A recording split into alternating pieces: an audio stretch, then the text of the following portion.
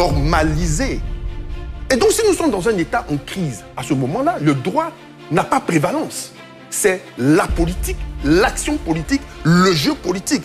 Or, la politique se résume bien souvent et malheureusement dans un rapport de force. C'est le rapport de force qui soumet Laurent Gbagbo aux différents accords. Alors donc, on va travailler sur le rapport de force. Et ce rapport de force, il n'est possible que lorsqu'on arrive à faire adhérer à sa cause par un récit, plusieurs personnes. C'est ce à quoi l'on assiste. Et patiemment. N'oubliez pas qu'à un meeting, Laurent Gbagbo disait ceci. Nous allons descendre là. Un jour, nous allons descendre. Mais nous n'allons pas descendre le jour où on nous attend. C'est cela. Un jour là, ça peut être avant le 25, le 25 ou après le 25. Vous dites que vous attendez un mot d'ordre. Le mot d'ordre, il est donné. Sauf que dans ce langage, il y a deux choses qu'il dit. Il annonce ce qui doit nécessairement se faire.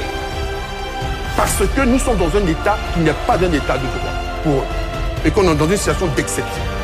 Et qu'il faut qu'un rapport de force soit enclenché afin que nous puissions restaurer, selon eux, l'ordre qu'ils estiment être de droit. Mais ça veut dire aussi que le mot d'ordre que vous attendez là, il est subordonné à quelque chose. Il est subordonné au fait que l'on puisse réussir cela si le rapport de force est en notre faveur. Donc, il donne donc un préalable et il donne les justificatifs selon lesquels le préalable n'aurait pas pu se faire entre-temps. Donc, il se dédouane en même temps. Regardez, on va faire ça. Mais si ça on ne le fait pas, c'est parce que l'autre est trop prêt. Il est trop assuré. Il est trop apprêté.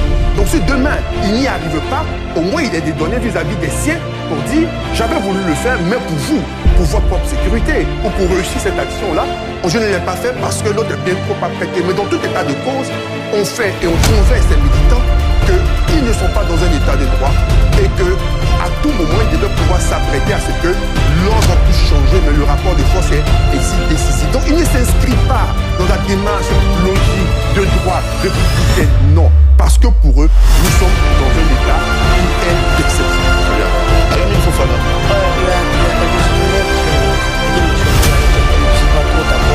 parce que après, on ne détermine pas la nature d'un pays par rapport à ce que les acteurs politiques estiment. Donc je termine.